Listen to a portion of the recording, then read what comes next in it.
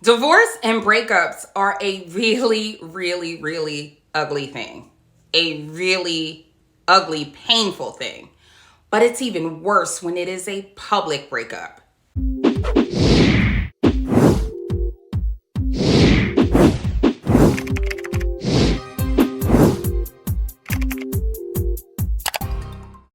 you guys, I am not a fan of breakups at all.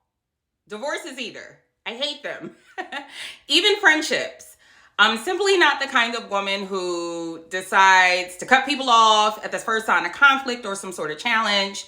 Once I've made my mind up to love you, I am going to love you until the end of time. And the only way I'd stop is if the burden has become just too heavy for us to carry on. And even then, I don't quit. Not right away. For the past several months, there have been nonstop reports of breakups and divorces happening one after the other. From Kim and Kanye to Jason Momoa and Lisa Bonet, Stevie J and Faith Evans, Miguel, even the reality stars are calling it quits after months and months of declarations of love for one another. And it's just leading me to ask the question, what's happening and why are we giving up? I am so glad that most of the relationships that I have cultivated in my life came way before this culture of oversharing and this me, I culture was in full swing, because I think if I hadn't, I probably would not have been able to hang on to these relationships for as long as I have. It appears that the golden age where you had your Ossie Davis and Ruby Dees and your Paul Newman and Joanne Woodward type couples who got married and stayed together until the very end are over. Like, things happen and we know that. But why aren't we doing much to protect the covenant of our relationships anymore? Before I go on, let me just say that I am not a relationship expert, okay? I am not even trying to pretend to be. Although I am not an expert, I do know that relationships are invitations to be our best selves, to discover more about ourselves and other people, and not just our limitations, but also what is actually possible when we open ourselves up to loving and learning about other people. You know, we talk about things like social media culture and things like the pandemic and the impact that those kinds of things have had on our mental health. But we never talk much about the impact that they've had on our relationships, at least not enough, in my opinion. In fact, we don't talk about our relationships at all much. We mostly just talk about ourselves and what we want out of a relationship.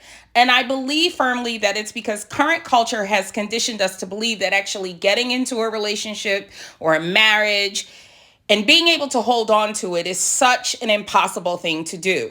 And that in the event that if you do get into a relationship and you're happy, you should hide it from everybody, including the public, because if you don't, it will be impossible to maintain, while at the same time making sure that your partner is checking off every single box on the relationship to-do list. Now, what kind of message do you suppose that sends to children? In particular, your children.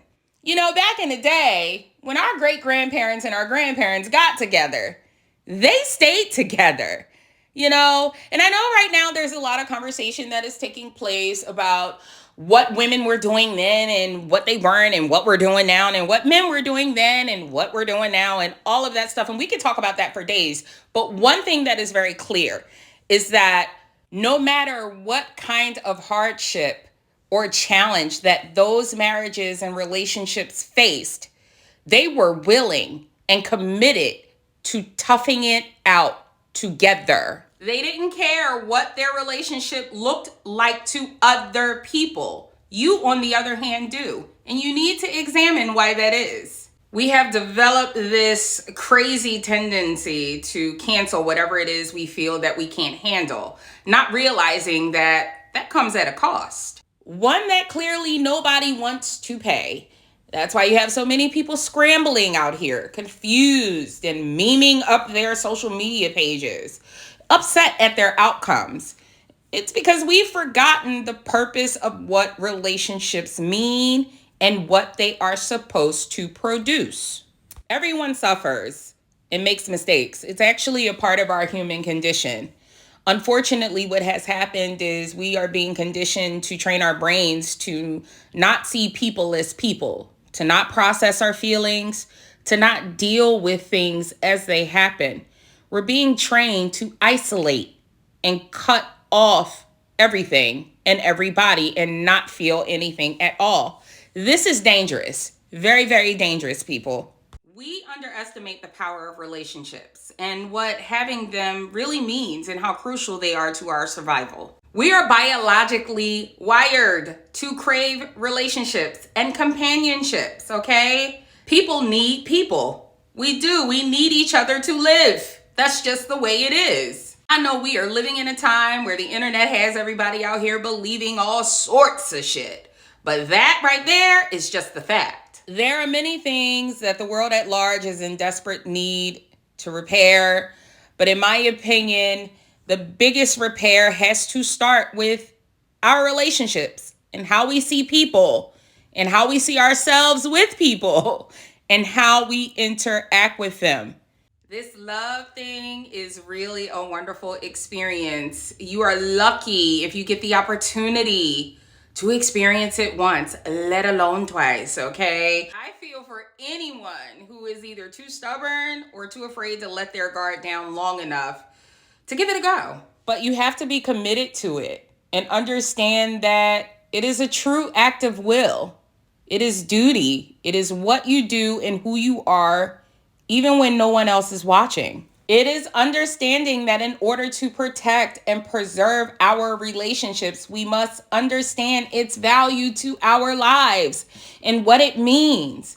And we must not only hold the other person accountable all the time, but we must take accountability for ourselves. And this doesn't just apply to our romantic relationships. This applies to our friendships as well. We can't be so quick to cut people off, quit, and give up. Whatever you choose to do, please do not forget to like, share, and subscribe. I am Faye Bishop, and I'll catch you guys next report.